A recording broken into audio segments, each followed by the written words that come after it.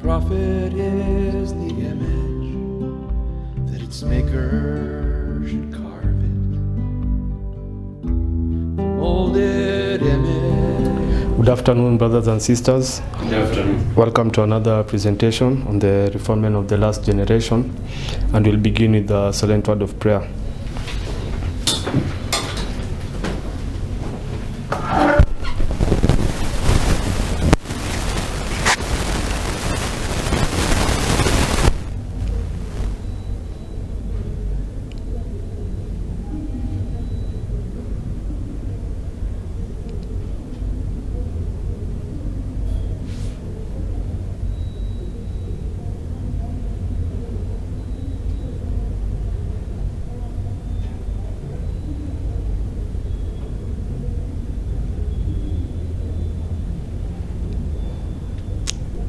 Amen.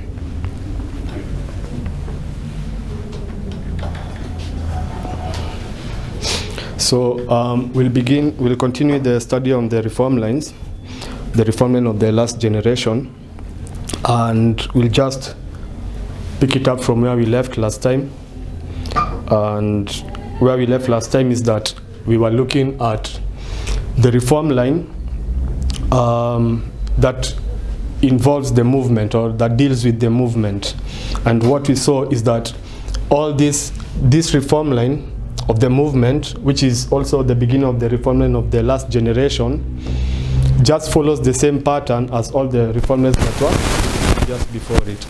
And the principle we have been using is that in every reformatory movement, God's dealing with men is ever the same. God does nothing new. So we just repeat the reformatory movement. We just repeat the patterns. How God dealt with a particular generation is the same way He's going to deal with another generation. So how God will deal with the last generation will just be similar with how He dealt with the previous generations. This is what we have been studying. And we began by looking at the Reformline of Moses, and then we went on to the Reformline of Christ, and then the Reformline of the 3 decrees, and then the Millerite Reformline. And we also looked at the Reformline that of the movement. And what we saw is that there's a striking similarity in all these events, in all these waymarks. Yeah? And where we were last time, or where we left it at last time, we were looking at the closing work of the movement, or how God closes the movement or finishes the work with the movement. Because what we have been understanding is that God will first select a people from the movement. He will first choose as a people. He will take them through a process of sanctification. And how He takes them through this process of sanctification is by giving them the gospel, giving them the everlasting gospel, yeah? And that's what produces these Reformlines, these waymarks. So how He deals with the movement is that what I was saying is that this closing work of the movement we saw is also the beginning work of the church. And what we saw is that when God has a people from the movement, He will now send them forth to call now those from the SDA church. So there'll be a people who will begin going forth within the church proclaiming the everlasting gospel. So the everlasting gospel first tests the movement, and then after it tests the movement, those who will pass this test, the test of the first angel and the second angel, they will go on into the history of the third angel, because these are the 7 thunders. And what are the 7 thunders?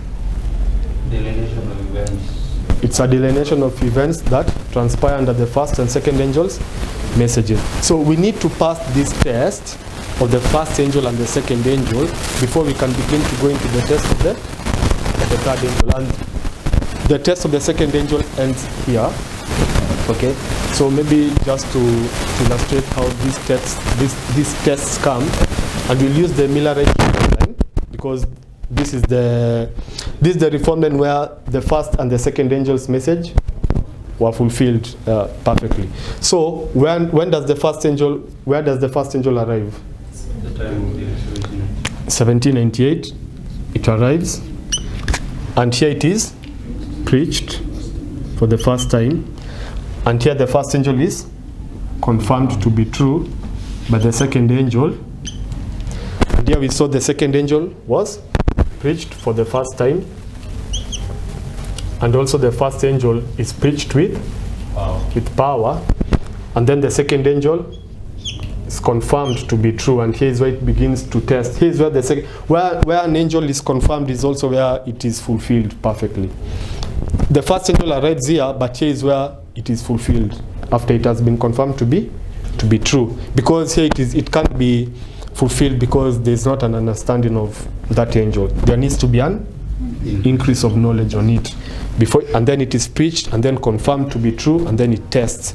So the second, it is preached here, confirmed to be true, and then it begins to test. So the second angel began to test the Millerites on April 19th 1844, and at this point also we have the third angel arriving, and here the third angel is preached while the second angel is preached with power, and here the third angel is confirmed to be true. So here is where the test of the third angel will begin. And in the Millerite history we saw it is the test of the Sabbath, the sanctuary. They did not understand the sanctuary of the Sabbath in this history of the first and second. They understood the sanctuary of the Sabbath in the history of the third. So so, and with now this, with this information about where the angels are placed, we can now begin to look at where the angel begins the work and closes its work. So where does the first angel begin its work? It begins when it's confirmed. Okay, when it arrives, it has already begun its work. As in, what I mean is the history of the first angel, the whole history of the first angel. Not when it is confirmed to be true and it tests, but the whole history of the first angel is from this time of the end. Yeah? Okay, maybe if I use a different color, can just illustrate is like this. Oh. Anyway, this is the first angel. So the first angel begins in 1798. It is confirmed to be true on August 11, 1840. It begins to test, and then it closes its work on April 19, 1844. So on April 19, 1844, what do you have? You have the closing work of the first angel, but also you have a people who have either received that message or have rejected it. Yeah. So here is where it is closed, and it produces two classes of people, and it was illustrated by the first disappointment. The first disappointment illustrated those two classes: those who are really waiting for Christ and those who are. And the second angel, where does the second angel begin? The history of the second angel. When it arrives here, August 11, 1840. Yeah. So it goes all the way up to. Anyway, you get the point. So I write here, second angel. So the second angel, it arrives at this point where the first angel is confirmed. It begins to test. Oh no, it doesn't begin. It arrives here, it's not understood, and then it's preached here for the first time, and then it's confirmed to be true, and then it begins to test, and it tests up until October 22nd, 1844. And at this point, what do you have? The work of the second angel. The second angel closes its work, and what do you have there? You have two classes of people: those who have either accepted that message of the second angel, and those who have rejected. Those who accept the message of the second angel, they do what? they go into the history of the third angel. Yeah? But those who refuse this message of the second angel, it's a shadow for them. So when you come to the reform line of the movement, it still follow the same pattern as the Millerite reform line, in that at the time of the end, which is 1989 for the movement, you have the first angel arriving, and this angel will go on up until 2014, where it closes its work. And at 2014, what do you have? Two classes of people: those who accept this message of the first angel and those who reject it. Those who accept it, they go into the history, they go into the test of the second angel. But those who reject the first angel message, what happens? They are cleansed out. They don't participate in this history. They will see no light of the midnight cry. They will not participate. They will get into this history. And the second angel, for our history, for the Millerite, it begins at August 11, 1840, and that lines up with 9/11, because we have Islam restrained here. So here is where the second angel begins. It arrives and begins the work. So also here is where the second angel will begin. Here it is where it is confirmed to be true, and here it is where it closes, the second angel. And when it closes here, what happens? So there are two classes. There are two classes of worshippers: those who accept the message of the second angel and those who reject it. So those who accept it, what happens? They go into the history of the third. They go into the history of the third. But those who reject it, there's a shut door. So that's the seven thunders. The seven thunders is a delineation of events that transpired at the first and second angels' messages. These seven thunders: 1, 2, 3, 4, 5, 6, 7, and it brings you to the work of the test of the third angel. So where we left it at, this work of the movement, this closing bit of the movement, this closing portion of this box here, is also the beginning work of the church. Yeah. So actually these waymarks here are the same as these ones, and what now we can begin to do, or where we left it at, is that we looked at how the closing work of the how God finishes his work in the movement. Yeah. And we saw that this finishing work of the movement is also the beginning work of the church. Yeah. And so all those who go into this history of the third angel, yeah, at the civil Sunday law, are where? Are here in the church. Yeah. So they go through this binding off of the movement, and then at this point they go forth to the church at the civil Sunday. The same way the Millerites here, what happens? They go forth to the Protestant churches now, to every missionary station in the world. So here is where the message goes to Adventists.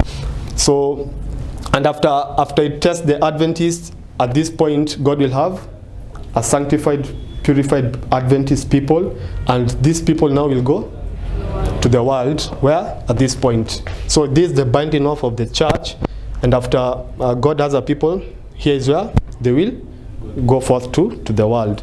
And that pattern has been clearly illustrated by the history of, or in the reform line of Christ, in the history of the disciples, in that Christ first selected 12 disciples, and after choosing these 12 disciples, he sent them to the Jews first, and then from the Jews they went to the Gentiles. So this is the work of Christ choosing his disciples here at the reform line of the movement.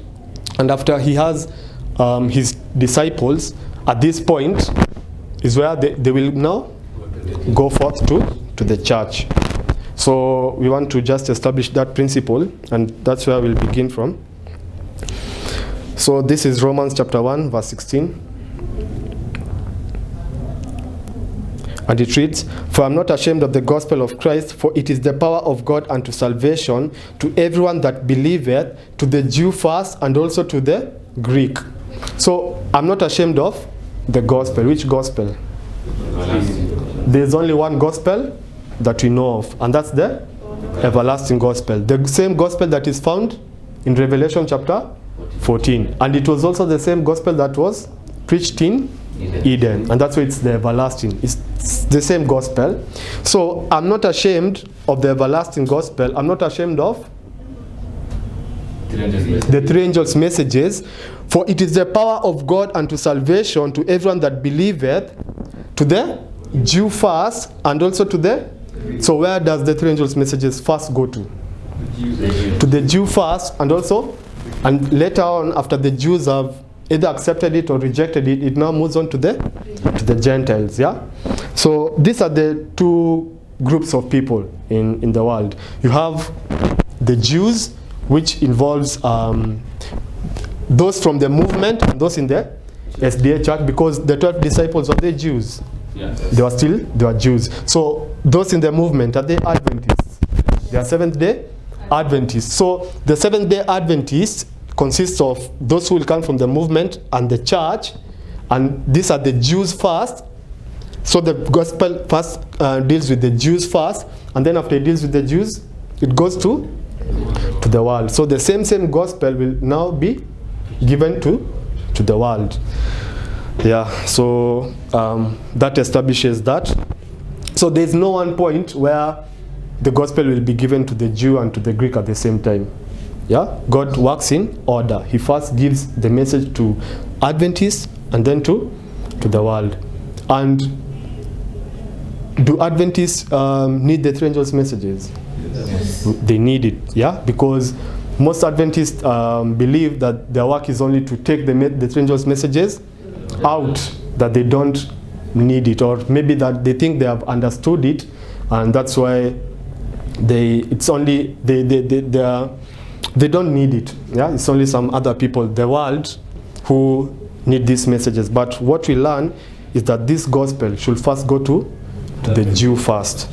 So there must be an understanding, or there must be an understanding of the three angels' messages by who? By Adventists. And then after they have understood it, it's when they can now take it to the world. So we continue on.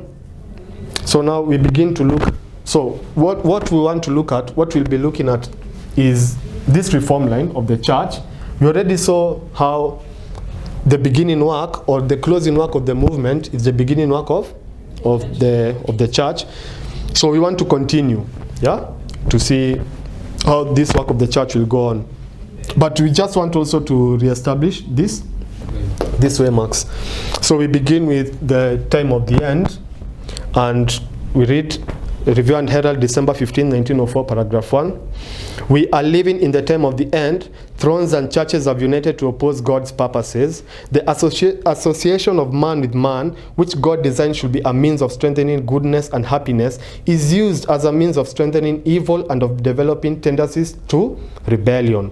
Men have assumed despotic power, and human laws have been put in the place of the law of God. So what's that? It's the time of the end, but how does it? How do we see this time of the end here in 2014? First of all, how do you see this time of the end in 1989? So, yeah. So you have the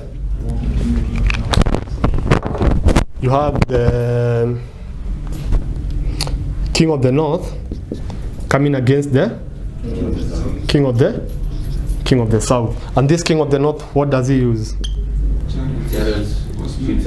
US? USA. So what is this? Church and state. And what does it say? We are living in the time of the end. Thrones and churches, or state and churches, have united to oppose God's purposes. So at the time of the end, what should you see? A union of church and state. Yeah. So this is the time of this. So when you go to Daniel 11 verse 40, This the time of the end, 1798, and also this the time of the end. But the perfect fulfillment of the time of the end is where? At the Sunday law, because at the Sunday law is where we have what? Church and state. Church and state. So at the Sunday law, whatever was illustrated in 1989 will be repeated. So what was illustrated in 1989? You have the King of the North using what? A civil arm, which is the United States, the President of the United States, to come against who? The King of the South, which is USSR. Yeah, which is countries. So that repeats where? At the Sunday law, where you have the King of the North. Who's the King of the North? The papacy. He will use what? An army, which is the civil arm of the last president of the United States, to come against what? To come against the King of the South, which is what at the time of the end, here, at the end of the world? The USA. Yeah? The USA. We'll deal with that in another study when we'll be doing the King of the South. But what I want us to see is that at the time of the end, what should you see?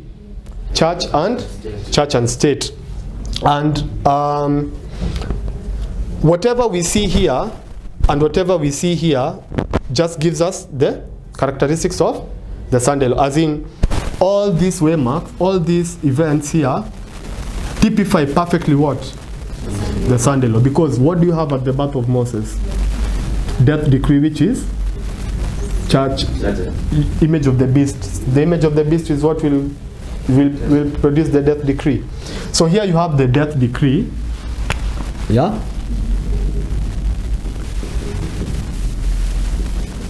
And also, how does this also else? How else does this illustrate the Sunday law? What was the birth of Moses? What was it? It was a sign. Yeah. And we know the Sunday law is a sign. So here we have sign. Yeah. So, and also at this point, do you have a death decree? Yes. By Herod. This was by Pharaoh. Do you have a sign? Yes. And to you? A sign. This therefore shall be the sign. And to you a sign. Is born. Yeah, Isaiah. You know what I'm talking about. So it's the birth of Christ was also a sign. The fall of Babylon. It was a sign. It was a sign of their soon release from captivity. So it was a sign of deliverance. And so, and also the 1798, yeah, you have the time of the end. And here also you have that same illustration, the church and state, because the death decrees because of church and state. So also here you have this, the church, the King of the North, the Pope, and the state. Pope, the Pope plus the USA, they came against the USSR. So all these, they typify what? The Sunday law. And I'm asking, what in 2014 shows that we are in the time of the end? What did we study the last time? Because it says, we are living in the time of the end. Thrones and churches have united to oppose God's purposes. The association of man with man, which God designed should be a means of strengthening goodness and happiness, is used as a means of strengthening evil and of developing tendencies to rebellion. Men have assumed despotic power, and human laws have been put in the place of the law of God. What did we see? What is that an illustration of? Where man's word is placed above God's word. Okay, it's spiritualism, but what is it? Where do we see? Okay, it's the great buildings going rising story after story. Yeah? Yes. So I'll write here great. And what is the great buildings rising story after story?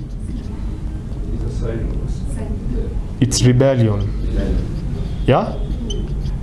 And haven't we read that the association of man with man, which God designed should be a means of strengthening goodness and happiness, is used as a means of strengthening evil and of developing tendencies to rebellion. When does that take place? At the time of the end. Yeah, we saw that here those who rejected the first angel's message, what did they begin to do? They began having their own creeds, having their own theories, and they were placing these creeds and their theories above God's word. And this was illustrated as what? Great buildings going up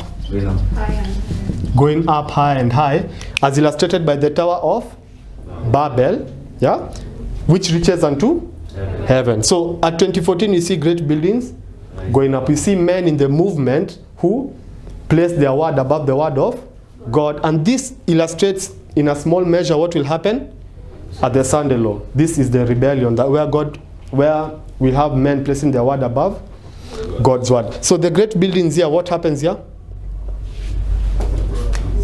Here at the minute cry.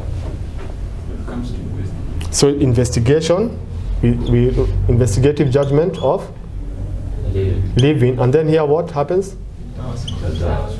The great buildings fall. This is what we did the last time. So I want us to see that these great buildings in 2014 is marking rebellion, and we are placing it where? Here at the time of the end, where we have what?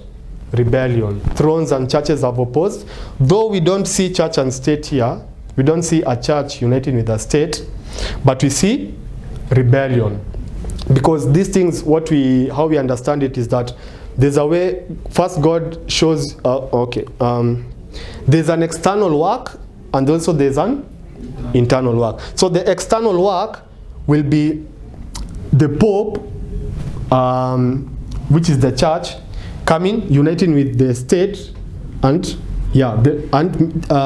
them making a Sunday law. Internally, what do you have? You have people in the church placing their word above God's word. It's still the same apostasy. Yeah? It's the same apostasy. And what we now do, we combine what happens externally and internally to illustrate what will happen at the final fulfillment, at the perfect fulfillment. So here is where you have what? You have the Pope uniting with the state, yeah? And also you have men in the church doing what? Rebelling, placing their own word above the word of, and that is building a tower, a tall tower. Is that clear? Is that understood?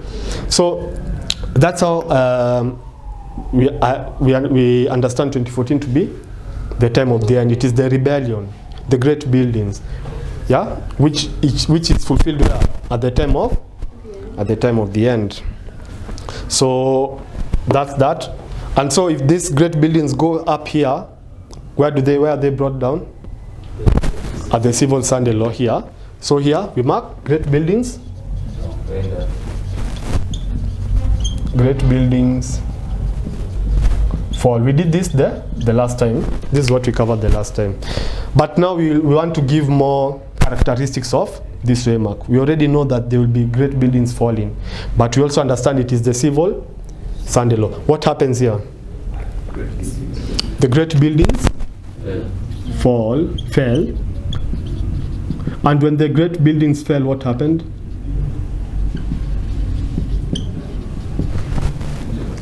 Yeah?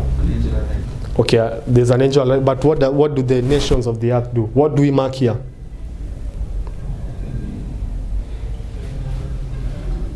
What do we mark here? What do we mark here? Restraint of Islam. Islam? Restrained. So when Islam caused these buildings to fall, what happened? There was a restraint. And how was Islam restrained? Patriot Act. The Patriot Act. So I want us to see, or we shall see, that Islam, there's a work Islam will do at this point, and when they do this work, what will it lead to? An act, a Sunday law will be will be passed, just the same way as this Patriot Act was passed because of what happened there. Yeah? So it is this crisis that will bring, it is the crisis that is brought about by the Islam, which is the great buildings falling, that will bring also the Asande law. But we shall begin to look at that more closely. So we now establish this point, and this is the point where in the Reformline, what is this point? The formalization of the message. So so this is the formalization of which message? The third. Because what do you have here? The third arrives. The third preach. The third confirmed. So here you have the third arrives. The third preach. So the preaching of the third. So what we understand the history of the third angel, will it be any different from the history of the first and the second angel? So the third angel will follow what? Will repeat the history of the first and second angel. So that's why we place this history of the third angel line upon line with the history of the first angel. Yeah? So here we have the formalization, and it is at the minute cry. At the minute cry is where the message will be formalized. Yeah? So let's read about that. Malachi chapter 3 verse 1. Behold, I send my messenger, and he shall prepare the way before me. And the Lord whom ye seek shall suddenly come to his temple, even the messenger of the covenant, whom ye delight in. Behold, he shall come, said the Lord of hosts. So we understood that how God formalizes a message is by raising up a messenger. Who was raised up in this history? So this is Moses. This is John. This is Daniel. This is Mila. Who was raised up here? Dipenger. So what do you expect at this waymark, at this point? We expect the Lord to raise up a messenger who will formalize the third angel's message. So I'll write here, messenger. And it is not a group, it is not one individual, but it is who? It is those who will do what? Will give the midnight cry. Those who accept those who go into the history of the second angel in this history. Yeah. So at this point, when they be giving the midnight cry to the movement, at that same time they'll be doing what? Formalizing the message, the third angel's message for the church. Yeah. Yeah. So and it says, behold, I will send my messenger, and he shall prepare the way before me, and the Lord whom ye seek shall suddenly come to his temple, even the messenger of the covenant. So here's where you have the messenger at the minute cry, as in here is where here's where you have that messenger, and here's where you have the Lord suddenly coming to his temple. Because what did we see here? What is here? What is marked here? What is marked here? Temple cleansing. Yeah. So this is where the Lord suddenly comes to his temple. But before he comes to his temple, there's a messenger. There's a warning message being given here. Yeah. And then the Lord suddenly comes to his temple. So that is also repeated here. This is where the Lord has a warning message given to the movement, and this is where he comes suddenly to his temple. So we take that piece of information and we line it up here. So what happens here? Okay, he does not come to his temple for the temple cleansing, but here you have what? The second messenger, the messenger of the covenant. Because you have what? You You have my messenger, you have the first messenger, and you have the messenger of the covenant. Is that so? Who's the messenger of the covenant? Christ. Yeah? So it is at this point where what happens? Christ comes, because you have a messenger who prepares the way and for the coming of the Lord, and here is where he comes. Yeah, and we already saw that it is always at this point where Christ comes, because here what do you have? No less a personage than Christ. No less personage than Christ. And here what do you have? Christ himself at the baptism. And here what do you have? Michael coming to help Gabriel in Daniel chapter 10. Here what do you have? Revelation 10, which is how it says it. No less a personage than the angel of Revelation 10, no less Christ, no less personage. 9/11, what do you have? Yeah. At 9/11 you have still Christ coming down. And how did we see that? One touch of the Lord, one touch of his mighty power, and these massive structures will fall. So why did those buildings fall? It is Christ who descended. He used Islam. Yeah, it is not a conspiracy. Whatever happened at 9/11, we believe it was a fulfillment of prophecy. It was Christ coming to confirm the message which arrived here about USA being the army of the papacy. Here is where the army was struck by Islam. Yeah. So at this point also you have Christ coming down in the form of also of second angel. Yeah. So I'll just write second angel. So at this point also what do we have? This is where Christ will come down. Yeah. This is where he arrives. This is where the second angel arrives in history. And who's the second angel? Christ. So let's confirm that. Let's establish that.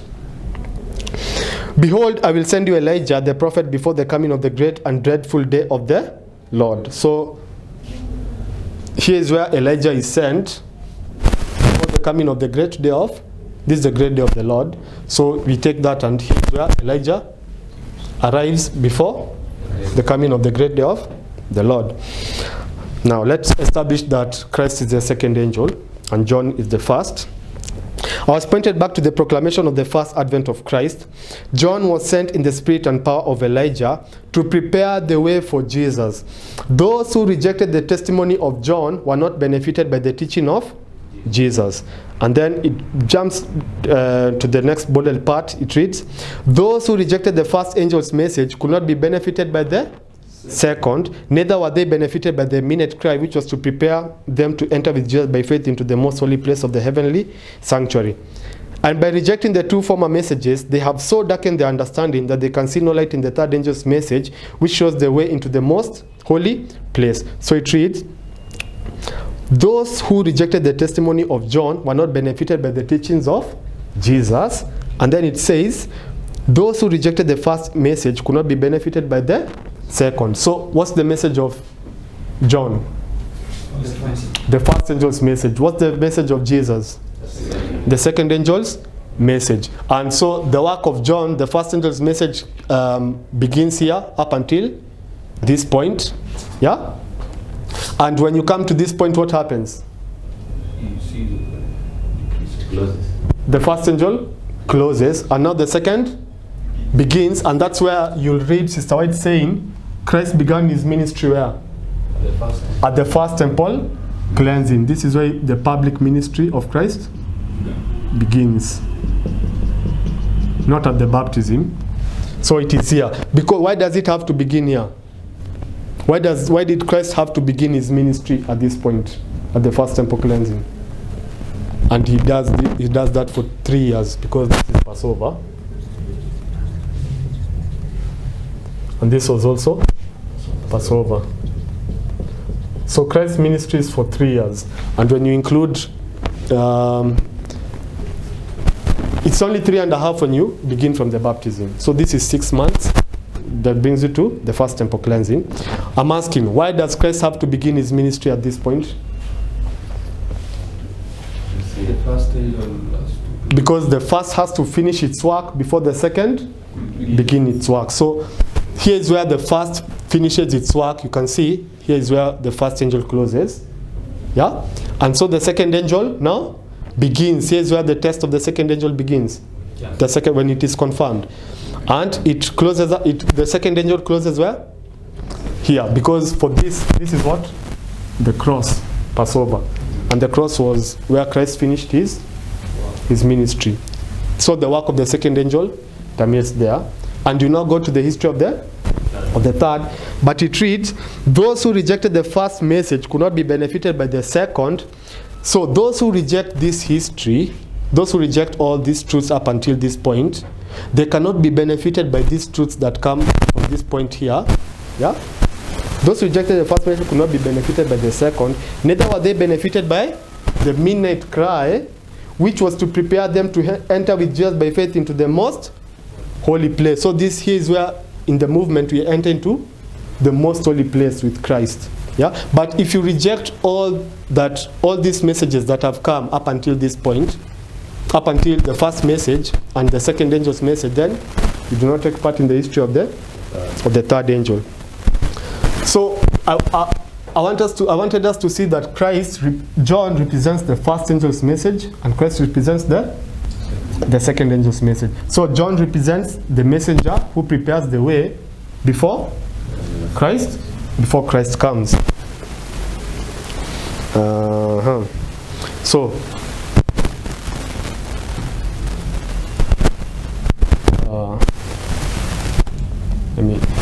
so this is where the second angel arrives. Yeah? This is where the third angel is confirmed at the civil Sunday law. This is where the third will be confirmed to be true. The same place, the same way the first was confirmed to be true here, but the great buildings fall. And who confirms the third angel? The angel of Revelation. Revelation 18, 1 to. And Revelation 18, 1 to 3 is parallel to what? It's parallel to the second angel. Because the second angel we read, Babylon is fallen, and also Revelation 18, 1 to 3 we read, Babylon is fallen, is fallen. So you see the similarity that the second angel, in the same way that the second angel comes to confirm or to give power to the message of the first angel, it is the same way that the angel of Revelation 18, 1 to 3 will come to confirm or to give power to the third angel. Yeah? So at this point, at the civil Sunday law, is where you have what? The arrival of the angel of Revelation 18. Yeah? Okay. So let's read about this angel of Revelation 18 when he arrives. When the third angel's message is preached as it should be, power attends its proclamation, and it becomes an abiding influence. It must be attended with divine power, or it will accomplish nothing.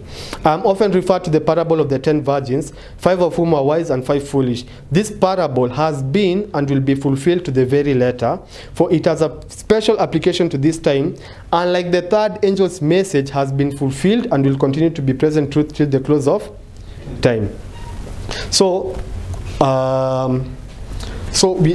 what this quote is saying is that where's the parable of the 10 virgins perfectly fulfilled? In the history of the third angel. Because we saw the parable of the 10 virgins was fulfilled where first? In the Millerite history here, and it was repeated in the history of the movement. Is that so? Yes. But it will now be perfectly fulfilled where?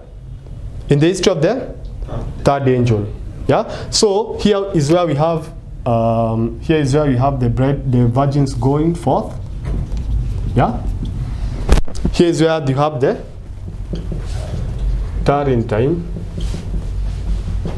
Here is where you had midnight, and here's where you had the shut door. So I'm saying, or we are, all these specifications of that parable of the 10 virgins will be repeated where? In the history of the third angel. And that's what this quote is. This parable has been and will be. So where has it been fulfilled? In Millerite history, and will be fulfilled to the very letter, for it has a special application to this time. And like the third angel's message, where does the third angel's message begin to be marked? Yeah? Where is the third angel's message begin to be marked? Where it begins to work here at the civil Sunday law. Yeah? So, and like the third angel's message, it has been fulfilled and will continue to be present truth when? Till when? Till the close of time, which is also the close of probation. So at the civil Sunday law, you have what? The going forth of the virgins. Here at the Sunday law, which lines up with April 19th, where they had the first disappointment, you have what? The tarrying time.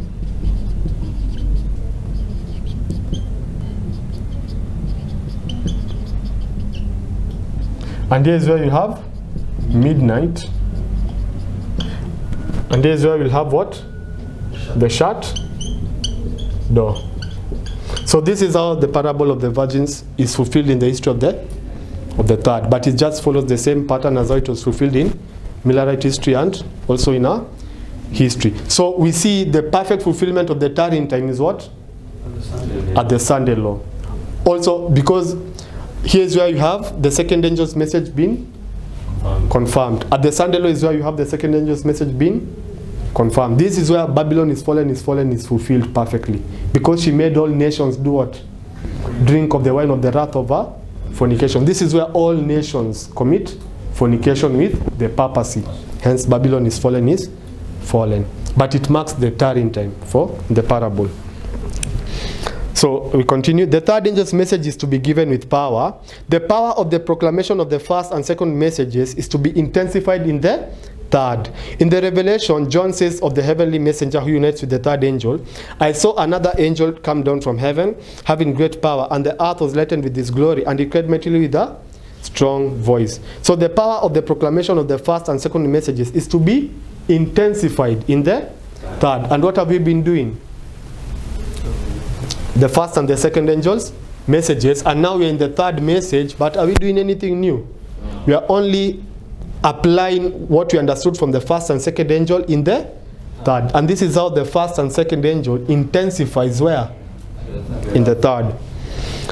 The next quote, God has given the messages of Revelation 14 their place in the line of prophecy, and their work is not to cease till the close of this earth's history. The first and second angels' messages are still truth for this time and are to run parallel with this which follows. What is this which follows?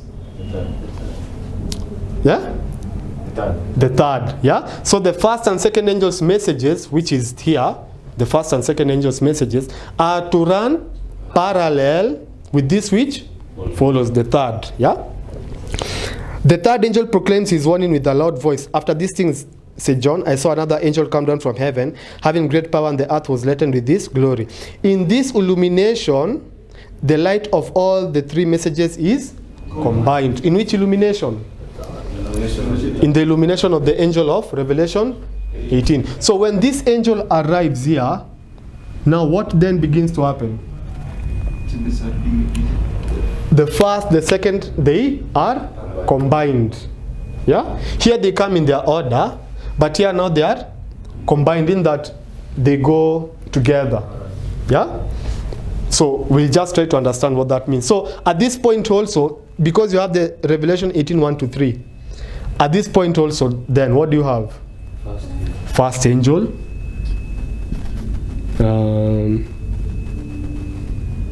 I'll just write first angel's message, 1 a.m. And what? Second angel's message. Yeah? So we should see a characteristic of the first angel's message at this point, and also a characteristic of the second angel's message where? At the civil Sunday law. And this is what we begin to look at. The first, second, and third angels' messages are to be repeated. The call is to be, okay, I jump on to the bolded part. Many who went forth to meet the bridegroom under the messages of the first and second angels refused the third, the last testing message to be given to the world, and a similar position will be taken when the last call is made. Every specification of this parable should be carefully studied. We are represented either by the wise or the foolish virgins. So, many who went forth to meet the bridegroom under the messages of the first and second angels refused the third. Yeah, so that just marks that there will be a people who come out of this history and who go into this history, but what will happen? They will fall now in this history of the third angel. They accepted the first. There are those who did not even accept the first. There are those who did not, and there are those who accepted the first but did not accept the second. There are those who accepted the first and the second, and they go into the history of the third. So it says, many who went to meet the bridegroom under the messages of the first and second angel. So here, where do they go to meet the bridegroom? Here, minute cry. This is where the bridegroom cometh, going out to meet him. Yeah. Refused the third. So there's a third which will come that will be refused. The last testing message to be given to the world. So this is the last testing message to be given to the world. So we understand that the second message is also fulfilled here, because in the illumination of Revelation 18, all three are combined. So the second angel's message is also fulfilled here. So let's read about that. And after these things I saw another angel come down from heaven, having great power, and the earth was darkened with his glory. And he cried mightily with a strong voice, saying, Babylon the great is fallen, and is become the habitations of devils, and the hold of every foul spirit, and a cage of every unclean and hateful bird. For all nations have drunk of the wine of the wrath of her fornication, and the kings of the earth have committed fornication with her. So that's the second angel's messages. That's the second angel's message. The next quote it reads, this is 2 SM 116 paragraph 2. Thus, the substance of the second angel's message is again given to the world by that other angel who lightens the earth with his glory. These messages all blend in one to come before the people in the closing days of this earth history. So the substance of the second angel is again given by which other angel? By the angel of Revelation 18:1 to 3. And what was the substance of the second angel? Babylon is fallen is? So the second angel, when he comes, the message that is given there is Babylon is fallen is fallen. But what other characteristic do we know of the second angel? Which characteristic do we have of the second angel here at this point?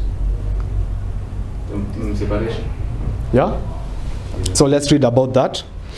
The second angel's message of Revelation 14 was first preached in the summer of 1844, and it then had a more direct application to the churches of the United States, where the warning of the judgment had been most widely proclaimed and most generally rejected, and where the declension in the churches had been most rapid. But the message of the second angel did not reach its complete fulfillment in 1844. The churches then experienced a moral fall in consequence of their refusal of the light of the Advent message, but that fall was not complete. As they have continued to reject the special truths for this time, they have fallen lower and lower. Not yet, however, can it be said that Babylon is fallen is? So when the second angel's message arrives, what characteristic do you see there? Not yet, however, can it be said? Because that needs to be repeated. That was fulfilled in the second angel. That needs also to be repeated under the angel of Revelation 18. So the second angel, there's a time a second angel will come to illustrate what? A moral fall. And that moral fall will not be complete. Not yet, however, can it be said that Babylon is fallen, because what? She hath not made all nations drink of the wine of the wrath of her fornication. She has not yet made all nations do this. The spirit of world conforming and indifference to the testing truths for a time exists and has been gaining ground in churches of the Protestant faith in all the countries of Christendom. And these churches are included in the solemn and terrible denunciation of the second angel. But the work of apostasy has not yet reached its culmination. The Bible declares that before the coming of the Lord, Satan will work with all this power and signs and lying wonders and with all deceivableness of unrighteousness, and they that receive not the love of the truth that they might be saved will be left to receive strong delusion that they should believe a lie. Not until this condition shall be reached and the union of the church with the world shall be fully accomplished throughout Christendom will the fall of Babylon be complete. So when the second angel is given here, that is repeated, that the fall is, it's only pointing to what? A moral fall. The work of apostasy has not yet reached its culmination. So at this point, there is apostasy, but it has not reached its culmination. And that's why it's what?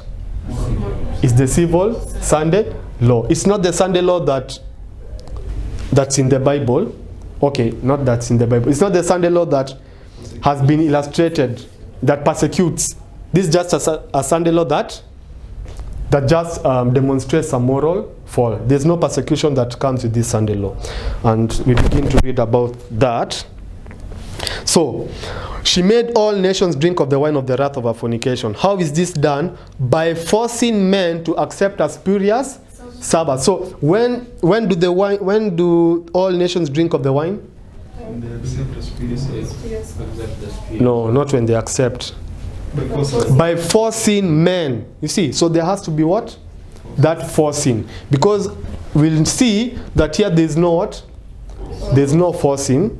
Yeah, they'll just place a Sunday law, but you'll not be forced, or you'll not be persecuted for keeping the Sabbath. But there will become a point where now you'll be forced to disobey or to disobey God's law, and you will be forced to keep Sunday. Yeah, at this point. So it is at that point where it will not be perfectly fulfilled that all nations have done what?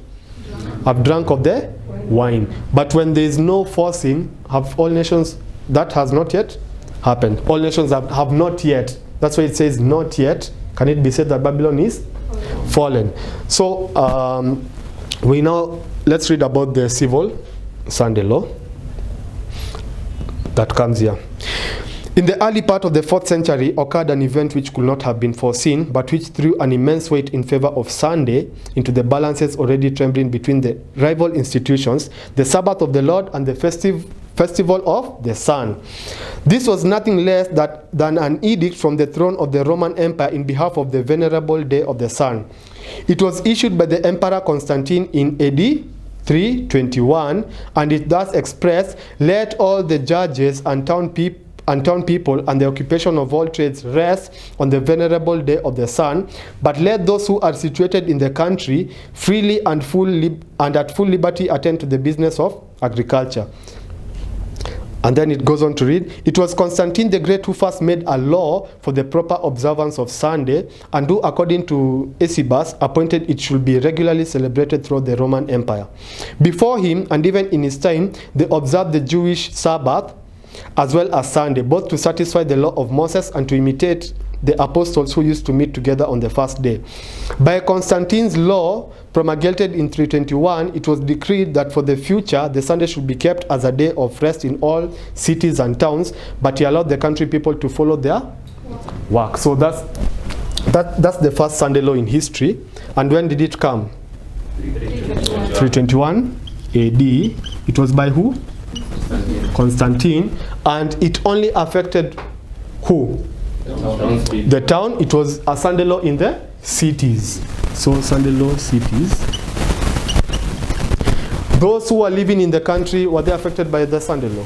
No. So it did not touch or did not affect those who are living in the country. So that's the civil Sunday law. And there was no persecution for keeping the Sabbath. Yeah, it was just a law that you should not do any work on Sunday. So that's about that. And another quote still on about the civil Sunday law, and how now it escalated to become now persecuting Sunday law, because it began with a Sunday law that was not persecuting, and then it reached to a point where persecution began. And so we might trace the history down through the first centuries. The observance of Sunday, introduced as a holiday or festival, gradually assumed more importance as a rival of God's Sabbath, until by the influx of half-converted pagans into the church, bringing with them their solar holiday, it began to supplant its divinely appointed rival. The Council of Laodicea, AD 364, decreed the observance of Sunday and anathemized the keeping of the Sabbath. So what is to anathemize? To say like it's a curse if you keep the Sabbath. So in 364 already, if you are keeping the Sabbath, you are seen as person who is cursed. You understand? So decreed the observance of Sunday and anathemized the keeping of the Sabbath. From that time on, the 2 days seem to have been struggling for the supremacy. The claim of the Sabbath being scriptural and that of Sunday being a matter of custom or convenience. The ascendancy seems to have been given according as conscience or policy willed. It was not until the Council of Orleans, AD 538, that Sunday labor in the country was prohibited, and thus, as Dr. Palais remarked, it became an institution of the church, and of that church into whose hands the saints' times and laws were to be given for 1260 years. And it may be something more than a coincidence that AD 538 was the beginning of that period. So we see an escalation. It begins here with the Sunday law in the cities, and it does not persecute. But when it comes here, what do you have? You are now at 538. Where do I write it? You are now at 538 AD. And there is a Sunday law. It is prohibited to work also in the country, because here it was allowed for you to work in the country. You can work. It's only in the cities where you could not do any work. But here, when 538 reached, what happened? So working in the country, even during Sundays, was prohibited. So this gives us, and that's why we have how many Sunday? We have how many Sunday laws? 2 Sunday laws. We have a civil Sunday law, and we have now the persecuting Sunday law, or the national Sunday law, if I can call it so. So yeah. So when Revelation 18:1-3 arrives, the second angel's message is fulfilled here, but it is not. The fall is not complete. It is only a partial fall, a moral fall, and that has been illustrated by this Sunday law that is only in the cities and does not persecute. It is apostasy, but it has not reached its culmination.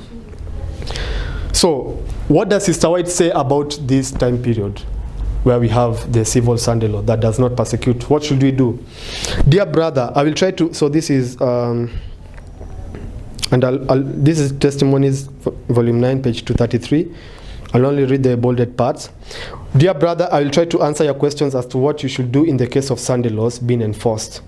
The light given me by the Lord at a time when we were expecting just such a crisis as you seem to be approaching was that when the people were moved by a power from beneath to enforce Sunday observance, Seventh-day Adventists were to show their wisdom by refraining from their ordinary work on that day, devoting it to missionary effort. To defy the Sunday laws will but strengthen in their persecution the religious zealots who are seeking to enforce them.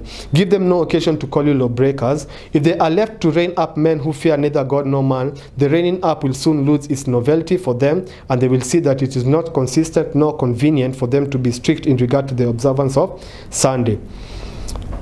And then it reads, one does not receive the mark of the beast because he shows that he realizes the wisdom of keeping the peace by refraining from work that gives offense, doing at the same time a work of the highest importance. When we devote Sunday to missionary work, the whip will be taken out of the hands of the arbitrary zealots who will be well pleased to humiliate Seventh-day Adventists. When they see that we employ ourselves on Sunday in visiting the people and opening the scriptures to them, they will know that it is useless for them to try to hinder our work by making Sunday laws.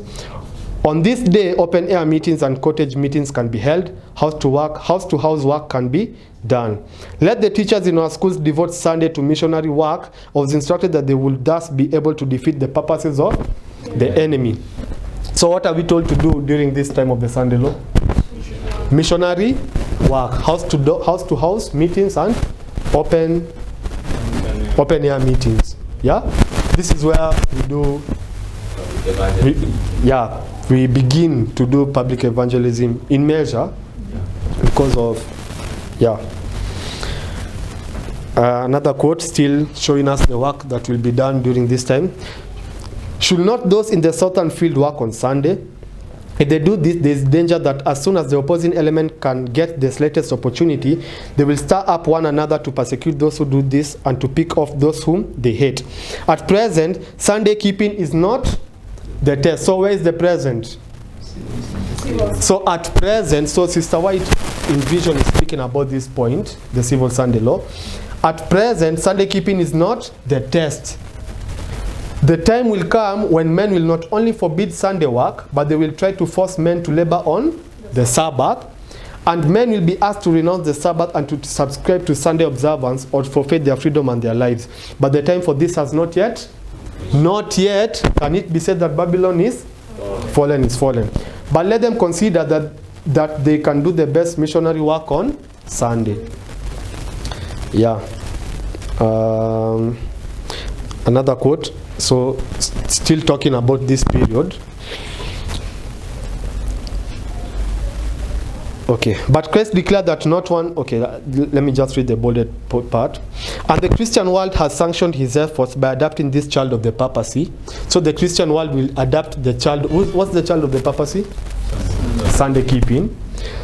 So, and the Christian world has sanctioned his efforts by adapting this child of the papacy, the Sunday institution. They have nourished it.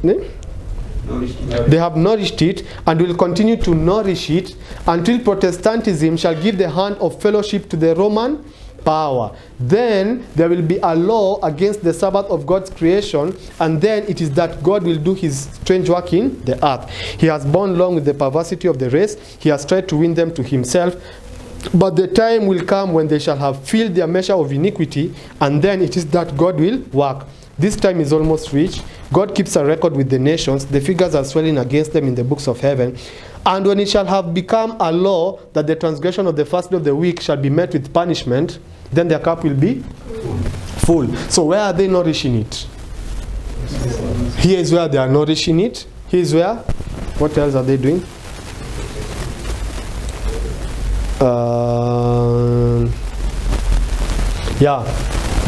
They have nourished it and will continue to nourish it until Protestantism shall give the hand of fellowship to the Roman power. This is where they give the hand to the Roman power. This is where persecution now begins. Yeah. So that's the arrival of the angel of Revelation 18, 1 to 3. It marks the civil Sunday law. But also what will happen when that angel arrives? Great buildings will fall. So we come here where the Revelation 18, 1 to 3 is preached. Because a message arrives, it is preached, and then it is confirmed to be true. Yeah? So let's read about the preaching of the third angel. Of the angel of Revelation 18. And where will it be preached? In USA. That, okay, it will be given to the legislators. Yeah? Because there are 2 points where God's people will be brought with the statesmen and with the kings and with the governors. Here at this point, and where else? At the chasm. Yeah? So I want us to see that at the chasm, you do not take yourself there. You are brought before kings. Yeah? But here, what happens? We are to go. We are to go and give that warning message. Because what are they about to do? They are about to pass a Sunday law that will persecute. Yeah? So we have a duty to go to the statesmen and to the leaders of the earth and warn them about what they are about to do. Yeah? So let's read about that. That's the preaching of the angel of Revelation 18, 1 to 3. Heretofore, those who presented the truth of the third angel's message have been regarded as mere alarmists. Their predictions that religious intolerance would gain control in the United States, that church and state will unite to persecute those who keep the commandments of God, have been pronounced groundless and absurd. It has been confidently declared that this land could never become other than what it has been, the defender of religious freedom. But as the question of enforcing Sunday observance is widely agitated, the event so long doubted and disbelieved is seen to be approaching. And the third angel's message will produce an effect which it could not have done, which could not have had before. So here is where the Sunday issue is agitated. Yeah? Next quote. There are many who are at ease, who are as it were asleep, they say. If prophecy has foretold the enforcement of Sunday observance, the law will surely be enacted. And having come to this conclusion, they sit down in calm expectation of the event, comforting themselves with the thought God will protect his people in the day of trouble. But God will not save us if we make no effort to do the work he has committed to our charge. We must be found faithfully guarding the outposts, watching as vigilant soldiers, lest Satan shall gain an advantage which it is our duty to prevent.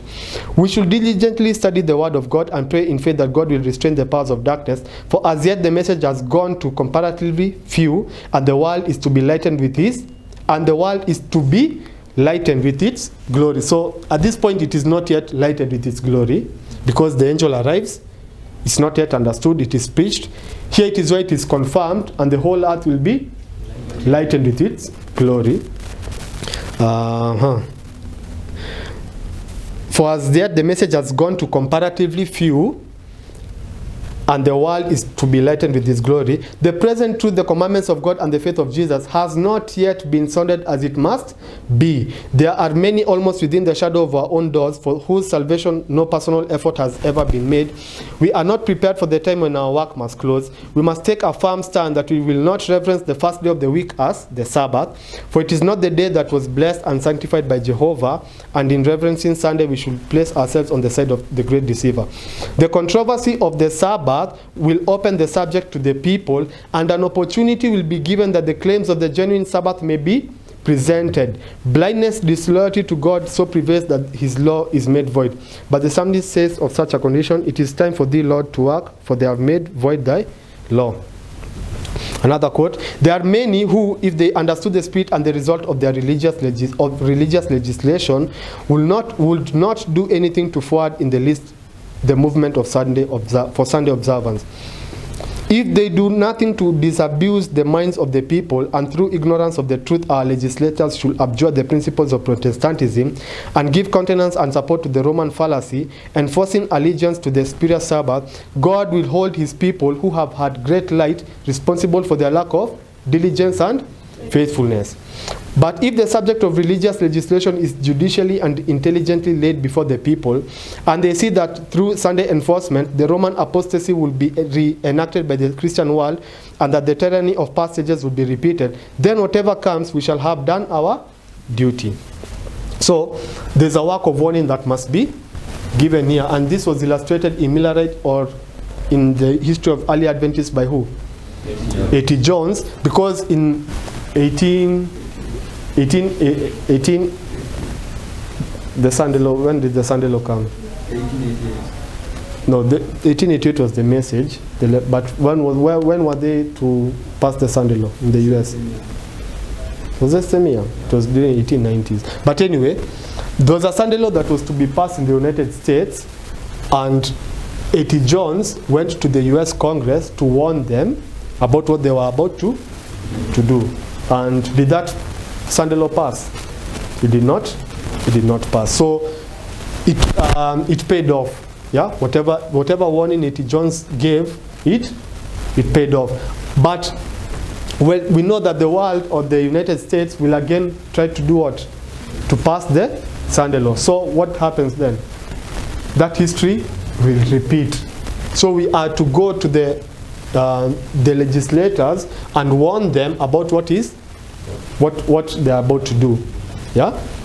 So at this point is where we have the preaching of the angel of Revelation 18, and it is the laying of the foundation of the work of the angel of Revelation 18, as it has been illustrated in all these waymarks.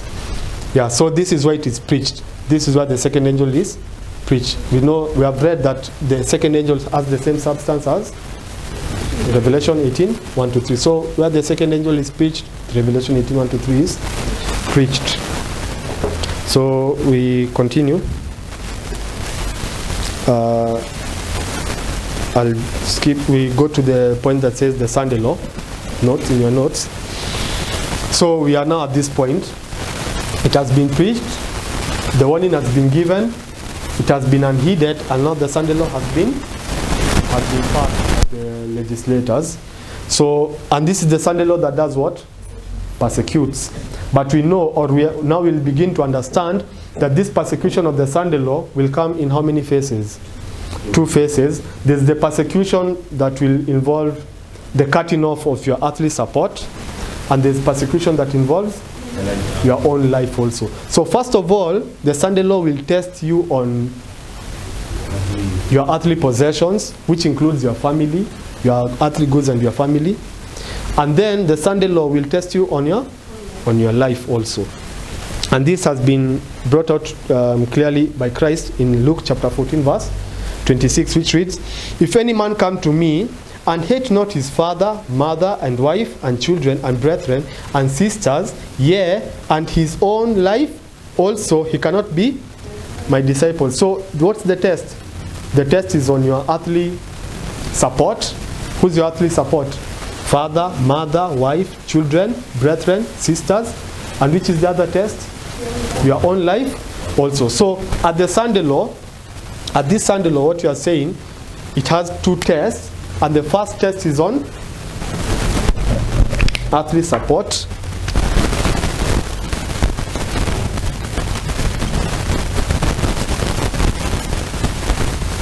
And here, on life also. So let's read about that. These 2 tests have been illustrated in the history of Job, because Job, you see, we know he underwent 2 tests. So let's read about that. "Now there was a day when the sons of God came to present themselves before the Lord, and Satan came also among them. And the Lord said unto Satan, Whence comest thou? Then Satan answered the Lord and said, From going to and fro in the earth, and from walking up and down in it. And the Lord said unto Satan, Hast thou considered my servant Job, that there is none like him in the earth, a perfect and an upright man, one that feareth God, and eschews evil? Then Satan answered the Lord and said, Doth Job fear God for naught? Hast not thou made an hedge about him, and about his house, and about all that he has on every side? Thou hast blessed the work of his hands, and his substance is increased in the land. But put forth thine hand now, and touch all that he hath, and he will cast thee to thy face. And the Lord said unto Satan, Behold, all that he has is in your power, only upon himself put not thy hand. So Satan went from the presence of the Lord. And we know Job, his earthly support was cut off. He lost his family, he lost all his riches and everything. But did he curse God? No. So it illustrates a group of people. So this is where Revelation 18, 1 to 3 is confirmed. Because all nations will be made wine, will be made drunk with the wine of fornication. By doing what? By forcing men to accept as previous Sabbaths. We read about that. This is where the angel of Revelation 18, 1 to 3 is perfectly fulfilled. When they will force men at the Sunday law. So when they force men, what do they do when you do not heed to their laws? They will first of all cut off all your earthly support. Yeah. So let's go on. Let's continue on with the second test of Job. And again there was a day when the sons of God came to present themselves before the Lord, and Satan came also among them to present himself before the Lord. And the Lord said unto Satan, From whence comest thou? And Satan answered, okay. And Satan answered the Lord and said, From going to and fro in the earth, and from walking up and down in it. And the Lord said unto Satan, Hast thou considered my servant Job, that there is none like him in the earth, a perfect and an upright man, one that fears God and eschews evil, and still he holds fast his integrity, although thou moved me against him to destroy him without cause? And Satan answered the Lord and said, Skin for skin, yea, all that a man hath will he give for his life. But put forth thine hand now, and touch his bone and his flesh, and he will cast thee to thy face. So first of all, Job was tested on his earthly possessions, and then we see a test on his life. And this gives us the test of the Sunday law. Of which the test of the Sunday law is what? The image of the beast test. Yeah? The test of the church and state. So this image of the beast test has how many phases? 2. So there's this point from the Sunday law to this point called the chasm, where you'll be tested on your earthly possessions. And when you come to the chasm, you are now tested on your own life also. In the last great conflict of the controversy with Satan, those who are loyal to God will see every earthly support cut off. Because they refuse to break his law in obedience to earthly powers, they will be forbidden to buy or sell. It will finally be decreed that they shall be put to death. So this is the own life also. So, okay, so let's read our final quote, and then we'll stop it from.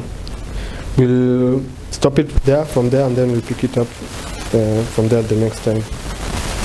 So let's just read about this test of the life. Yeah, because it is also called the final. This is the final test that God's people will go through. Yeah. So while at Battle Creek, okay. First of all, skip that quote and jump to the GC 88, page 605, paragraph 2. The Sabbath will be the great test of loyalty, for it is the point of truth especially controverted. When the final test shall be brought to bear upon men, then the line of distinction will be drawn between those who serve God and those who serve him not. So this is the final test, and it is the test on the Sabbath. The next quote, the time is not far distant when the test will come to every soul. The observance of the false Sabbath will be urged upon us. The contest will be between the commandments of God and the commandments of men. Those who have yielded step by step to worldly demands and conform to worldly customs will then yield to the powers that be, rather than subject themselves to derision, insult, threatened imprisonment, and death. At that time the gold will be separated from the dross. True godliness will be clearly distinguished from the appearance and tinsel of it. Many a star that we have admired for its brilliance will then go out in darkness. So what now begins here when that final test comes, when you are tested on your life also? You have a separation. You have those two classes of worshippers. True godliness will be clearly distinguished from the appearance and tinsel of it. Because what happens at midnight in the parable of the virgins? You have two classes of people, those who have oil and those who do not have oil. So at the chasm, you will have those who have true godliness and those who do not have. And what will show that? What will show if you have true godliness or you don't have true godliness? Or just appearance and tinsel of it? Huh? It is the test. Yeah? The test. The image of the beast test, which is the final test. We read, it is in a crisis that character is revealed.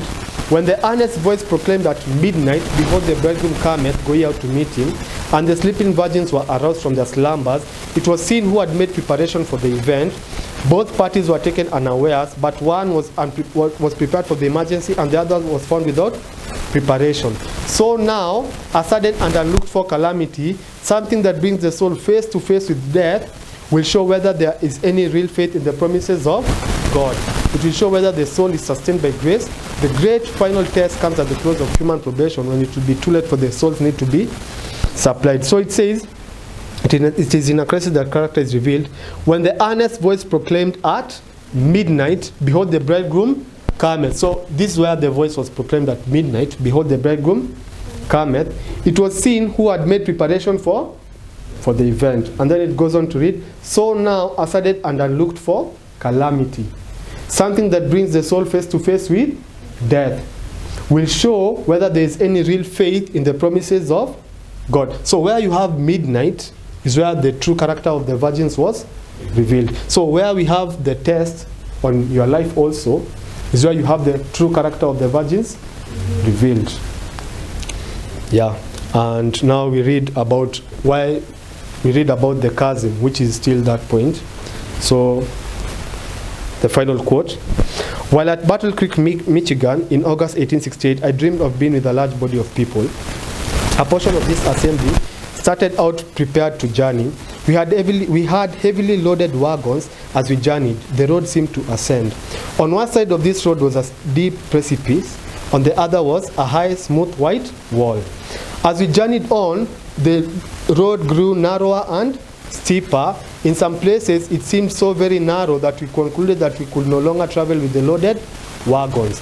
We then loosed them from the horses, took a portion of the luggage from the wagons and placed it upon the horses and journeyed on horseback. So they are beginning a journey, and they have these wagons, they have these luggages, and they have, what do they have? What do they have? They have earthly support. So they begin with earthly support. As we progress, the path still continued to grow narrow. We were obliged to press close to the wall to save ourselves from falling off the road down steep precipice. As we did this, the luggage on the horses pressed against the wall and caused us to sway toward the precipice. We feared that we should fall and be dashed in pieces on the rocks. We then cut the luggage from the horses and it fell over the precipice. We continued on horseback, greatly fearing as we came to the narrower places in the road that we should lose our balance and fall. At such times, a hand seemed to take the bridle and guide us over the perilous way. As the path grew more narrow, we decided that we could no longer go with safety on horseback, and we left the horses and went on foot in single file, one following in the footsteps of another. At this point, small cords were let down from the top of the pure white wall. This we eagerly grasped to aid us in keeping our balance upon the earth. As we traveled, the cord moved along with us. The path finally became so narrow that we concluded that we could travel more safely without our shoes. So we slipped them off from our feet and went on some distance without them. Soon it was decided that we could travel more safely without our stockings. These were removed and we journeyed on with bare feet. We then thought of those who had not accustomed themselves to privation and hardships.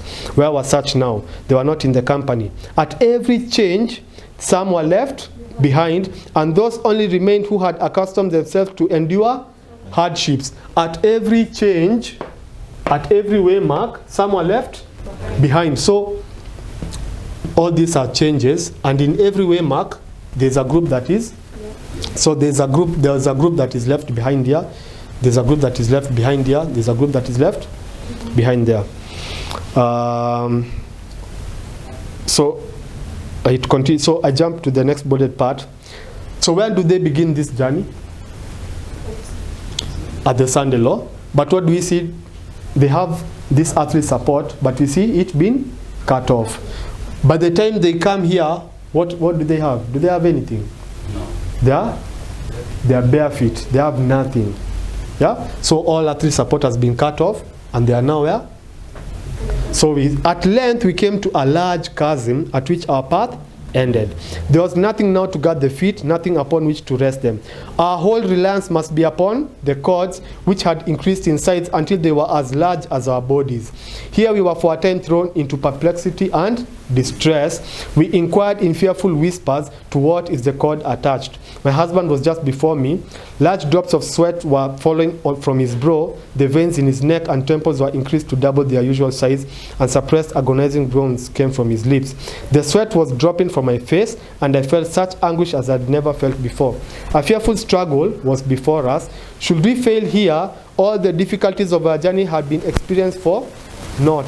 Before us, on the other side of the chasm, was a beautiful field of green grass about 6 inches high. So here we see a fearful struggle.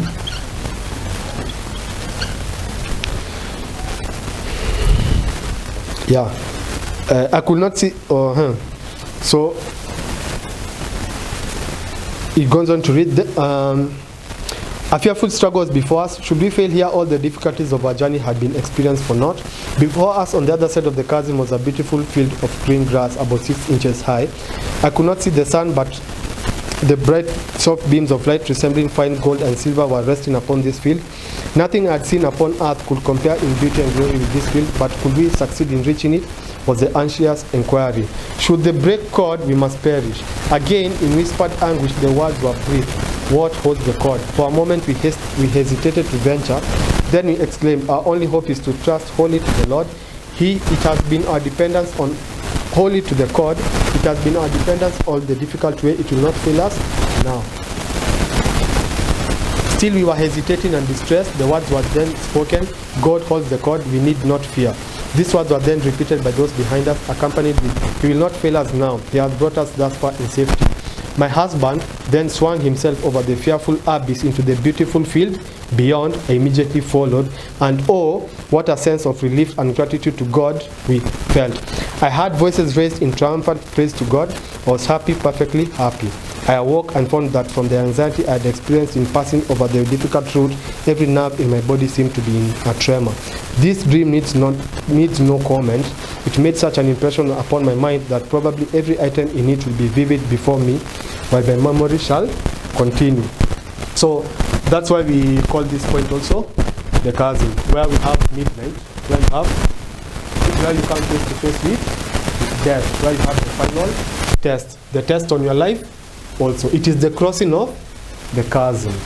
Yeah, it is the crossing of the chasm, and you only depend on God. You totally depend on God during this. Then you have no support. It has only been cut off. So, and then you cross over to this other side, where now you have a beautiful field, which is now which point? Which is this point? Yeah. Where we receive the latter rain to go forth to the world, where we receive the sealing. Because after the binding off of the church, we are sealed for eternity. And now God goes on to bind off, to finish the work with in the world. So at this point, you have a cleansed people. If you cross this chasm, you are saved. Yeah, you are saved for eternity.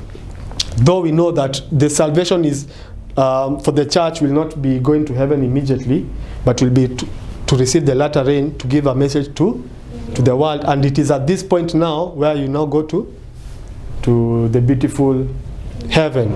This is the point where you cross the chasm and you go. Yeah. So we'll continue with there from our next study. We'll now begin looking at the chasm and trying to understand this period in detail, this final test. Yeah, and also we'll also be looking at it in reference to the test of the church. Yeah. So because what we understand is that this the angel of Revelation 18:1-3 confirmed to be true by the arrival of Revelation 18:4-5, which arrives there, and at this point it is Revelation 18:4-5, it is preached, and it is at this point where Revelation 18:4-5 is confirmed to be true. Yeah, so we'll look at that in detail in our coming study. And so with that, we'll like to close with a word of prayer.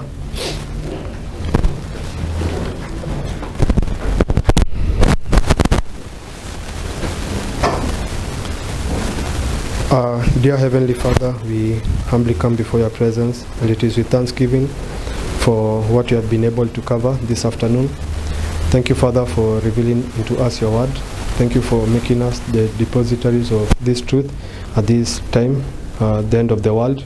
We realize, Lord, that there are many prophets who desire to live during these times, but you have seen it fit that we should be the people who should be living during this time, and should be the people who should understand these things. So Lord, we want to say thank you for giving us this privilege, and Lord, we also want to pray that we may live up to the high standard in which you have called us to. Help us, Father, to understand these truths. We pray, Lord, that they will find a place in our hearts, and that also they will help us in character formation. We pray, Lord, for all those who are going to hear these messages through the videos. We pray that you will bless them, and that, Lord, your word will not return unto you void, but it will accomplish its purpose. We thank you for all these things, because you know that you desire to fulfill more than you can ask or imagine. And we do pray, believing and trusting in Jesus' name. Amen.